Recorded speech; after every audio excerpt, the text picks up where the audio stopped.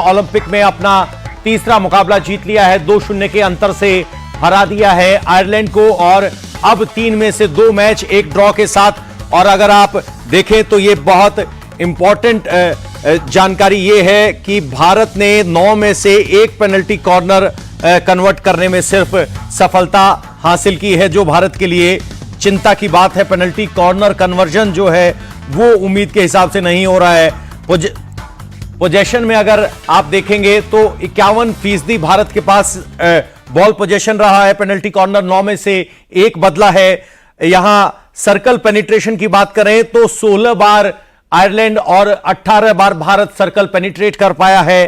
Field goals 5 attempt किए गए, कोई नहीं कर पाए, और 4 अटेम्प्ट किए गए तो 1 नहीं। ग्रीन येलो कार्ड्स देख सकते हैं आप। तो कुल मिलाकर पूल बी के आयरलैंड और भारत के मुकाबले में इस बात को आप देखेंगे तो काफी कुछ स्टैट्स सामने आ गए। सर, अब वक्त है इस मुकाबले को एनालाइज करने का। भारत सर आयरलैंड के खिलाफ 2-0 से जीत गया है, क्या मायने जीत के? देखिए, सबसे बड़ी बात यह है कि हमें 3 पॉइंट मिल गए हैं, जिससे कि नेचुरली एक एडवांटेज रहता है। और 2-0 से भी जीते, हमारे ऊपर कोई उसका गोल स्कोर नहीं हो पाया, गोल नहीं कर पाई।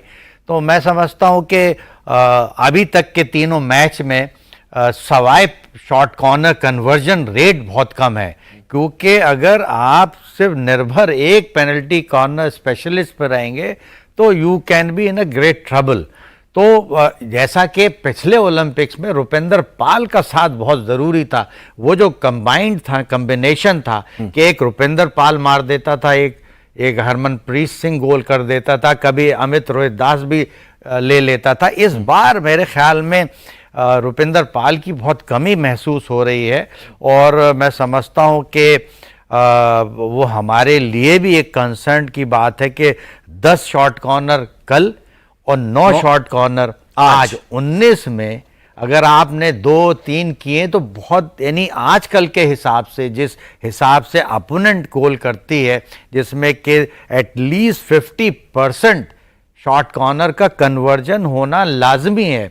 अदरवाइज यानी कोई भी अच्छी टीम जो है वो will be in a great trouble. वो नहीं कर सकते आप ग्रेट ट्रबल, क्योंकि जब आपको पेनल्टी कॉर्नर मिलता है तो मौका मिलता है, जो आपने मौका बनाया था आप कन्वर्ट नहीं कर पाए। और अगर आपका 19 में से सिर्फ 2 ही गोल आप कन्वर्ट कर पाए तो यह चिंता की बात है। भारत का कम से कम कन्वर्जन रेट 50% होना चाहिए, वो नहीं हो पाया है। लेकिन सर, एक सवाल ये कि बैटरी, यानी जो पेनल्टी कॉर्नर की बॉल को स्टार्ट करता है, बैटरी जिसको हम बोलते हैं, एक ही बैटरी पर आप कह रहे हैं कि फोकस है, वो है हरमनप्रीत सिंह। बैटरी वेरिएशन का कितना असर रहता है? और जो हम संजय को लेकर गए हैं, क्या सही मौका आ गया है कि उनको भी आगे किया जाए, 1-2 पेनल्टी कॉर्नर उन्हें लेने के लिए बैटरी की भूमिका दी जाए? नहीं, बहुत ज़रूरी है, क्योंकि ये जो 3 मैचेस हम लोगों ने खेले हैं, ख़ास तौर पे न्यूजीलैंड एंड अर्जेंटीना, और आज जैसे कि हम लोगों ने आयरलैंड को हराया है, तो इसमें संजय को ज़रूर चांस देना चाहिए था और ज़्यादा से ज़्यादा देते। और मगर उसके साथ ये देखा गया है कि आप एक ही वे में आप शॉर्ट कॉर्नर ले रहे हैं। कल के में तो आप देखेंगे कोई वेरिएशन नहीं रहा। जो शॉर्ट कॉर्नर हम लोगों ने कल मारा है उसमें मैक्सिमम हरमनप्रीत सिंह का शॉर्ट कॉर्नर राइट पोल के बाहर निकली है, कई शॉट बहुत स्पीड से, मगर एक्यूरेसी नहीं थी तो वो बाहर चले गए, वेस्ट हो गया। और इसमें भी जो हम लोगों ने इक्वलाइज किया है, अगर आप एनालाइज करेंगे इसमें, वो डिफेंडर के स्टिक से लग करके अंदर हुई है बॉल, वो भी बाहर जा रही थी। वो पिछले मैच की बात कर रहे हैं यस, जो हम लोगों ने एक से बराबरी में खेला है, जो बराबरी पे खेला है। तो हम लोग उस वे में लकी भी रहे कि कल हम लोगों ने सेव कर लिया मैच। और मगर ये जो कॉम्बिनेशन है, ये जो है निर्भर हमेशा 2 पे रहता है, जिसमें कि आपके पास रुपिंदर पाल सिंह अगर नहीं है, या तो उस जैसा हो कोई जिसको आप लेके आना चाहिए था, या नहीं है तो Sanjay Singh was the best.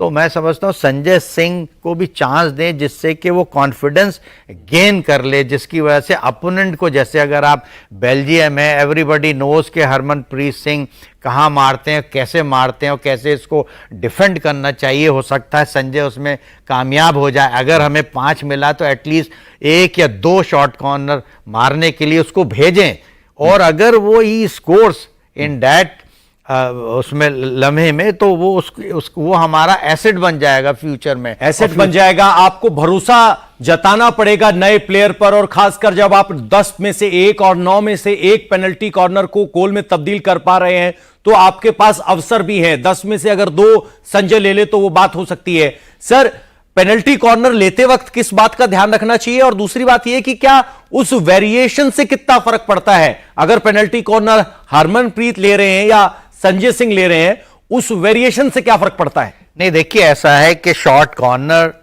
का सबसे बड़ी जो खूबी होती है, जो फेंकने वाला होता है, खास तौर पे हमारे यहाँ जो फेंकता है शॉर्ट कॉर्नर, उस शॉर्ट कॉर्नर फेंकने वाले पे नहीं बहुत ज़्यादा निर्भर होता है कि अगर वो रनर जो होता है, जो गोल के अंदर से भागता है, जो डिफेंड करता है, उसको किसी तरीके से बीट करना होता है, जिसकी वजह से अगर जिस लय में डिफेंडर भाग रहा, उसी लय में अगर आपने फेंक दिया तो वो डिफेंडर वहां पहुंच जाएगा और आपको गोल करने नहीं देगा। तो आप स्पीड बहुत ज्यादा होनी चाहिए, स्पीड भी होना चाहिए, उसका एक स्टेप पीछे हो, वो ऐसा लगे कि ये पीछे हुआ और आपने बॉल फेंक दी। तो ऐसा होना चाहिए कि रनर को कैसे बीट किया जाए, वो बहुत अच्छी बात है, और यही लोग करते हैं कि हाँ, हमने देखा है कि वो पेनल्टी लेने से, क्या कहते हैं, पेनल्टी कॉर्नर लेने से पहले एक कदम पीछे जाते हैं और फिर वो चकमा देने की कोशिश करते हैं, चीज जिसमें वो अपनी फ्लिक का भी इस्तेमाल करते हैं और शोल्डर का भी इस्तेमाल करते हैं। जिसमें अगर आपने देखा होगा कि कल जो शॉर्ट कॉर्नर में हमारे जितने भी ब्लॉकेज हुए हैं, जिसकी वजह से हरमनप्रीत सिंह को मौका नहीं मिला कि गोल के अंदर वो फेंके, उसका एक ही चांस था कि मैं बिल्कुल गोल के कॉर्नर में डालूं, वही एक चांस था जिसमें कि वो बाहर चले गए। तो मैक्सिमम शॉर्ट कॉर्नर मिस इसीलिए हुआ। वेरिएशन मतलब आप एक डायरेक्ट नहीं मारे, इनडायरेक्ट भी मारे, कोई टच आके लेट करके टच करता है, नेट में चली जाती है, इधर से आया, इधर से कर लिया, इधर या पास दे दिया, इनडायरेक्ट मार लिया। ये सब 2-3 वेरिएशन जो है वो हमेशा हर टीम के पास होता है, जिसको हमने अपनी टीम में नहीं देखा है।